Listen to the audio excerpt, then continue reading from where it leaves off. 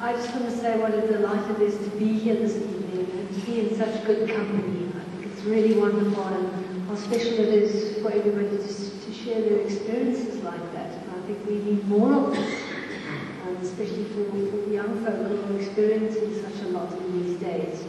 But I wanted to ask the Professor, I've been interested in the Seagate Stargate project in the Gulf of Aden. Do you know anything about that? And why are they doing this big secretive project? And, you know, I'm quite keen to hear that. Yeah, I don't know about that. Maybe, could you tell us a bit about it? Would you like to do it? Shall I go back? Here we go. Maybe Ralph should tell you more about it, because he's been listening to every single YouTube of David Wilcock. And it's through David Wilcock that I started to understand all the activity around Yemen and this, you know, that whole Gulf of Aden. And there's quite a lot of activity there, and they're talking about the Seagate Stargate project. And I've not yet found out exactly why is there such a research going on, and why are they experimenting with consciousness and dolphins and whales in the Gulf of Aden.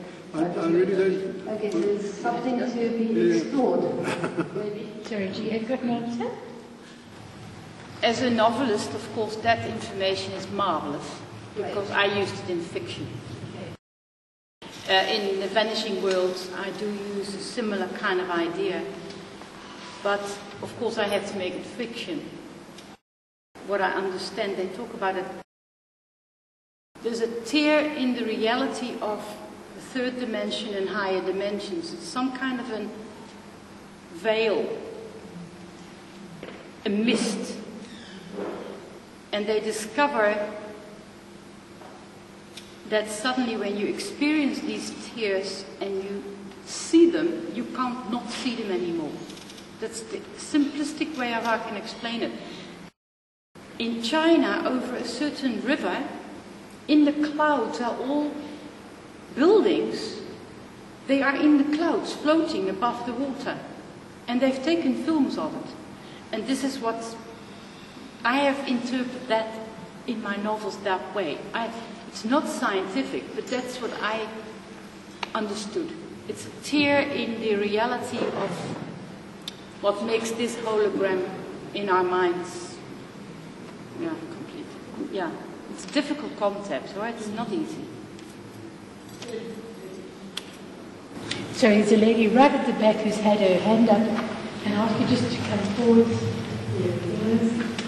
thought I'd just comment on something going to the very first question topic on that is the time is the end time in terms of the time having ceased to exist, and that time has become one-dimensional and it's an interior space, but there is not really time in the course of the day in the same sense as the way I grew up, for example.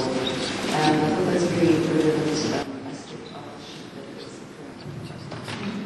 Yeah, I must agree with you, especially in Johannesburg.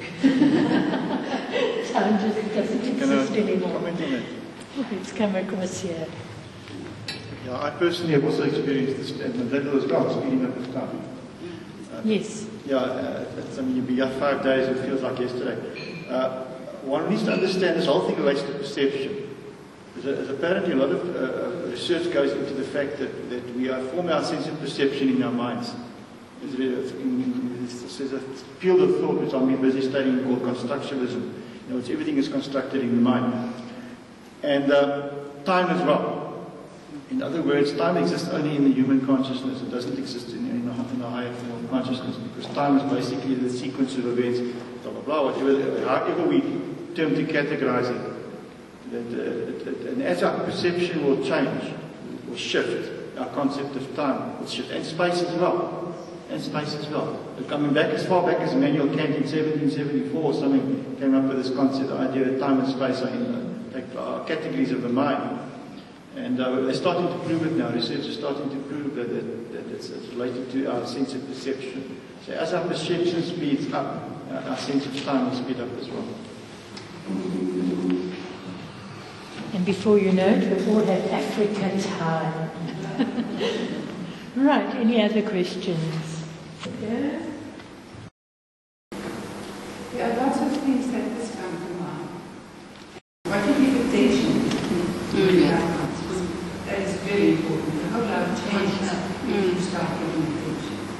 Because of your way of your whole life is your intelligence. Because that will affect again on your intention. Very strongly suggest is your intention. Because there is no time to think.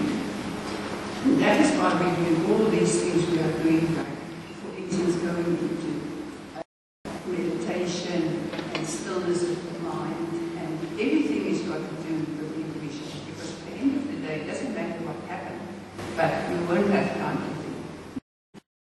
I like that. I like that. Yeah. Start learning to communicate with one another telepathically rather than verbally. So that's another thought. Well, that's right. We have to develop our inner internet. I love that concept, the internet. I would just add, I thought that was great, those four things. The other is that I think really important is relatedness.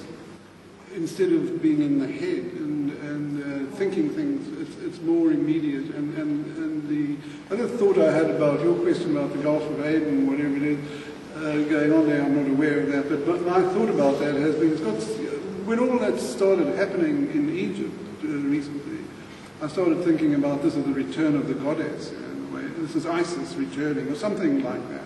It's the feminine, return of the feminine goddess, and the end of the age of patriarchy, and an increasing relatedness, and your comments kind of speak to that as well, I think.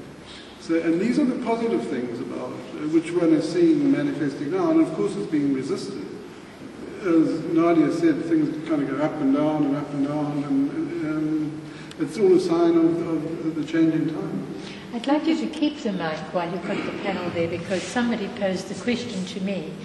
With this process of evolution and ascension and things speeding up, would that do away with the necessity of constantly having to reincarnate?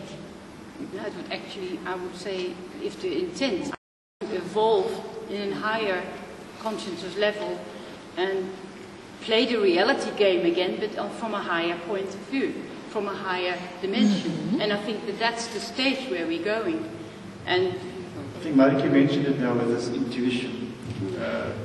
And the links up with reincarnation. H.P. Blavatsky, and she actually said that reincarnation is actually something which we created in the manner of speaking. In fact, if the mind is clear, and the mind, as I think Dr. Seltzer spoke about it as well, if the mind is clear and the mind has the intention and has the consciousness and the power to do it, you could dissolve your reality immediately. You could do that. It just takes time to develop that understanding, that insight and the consciousness and the power of intention to actually do that.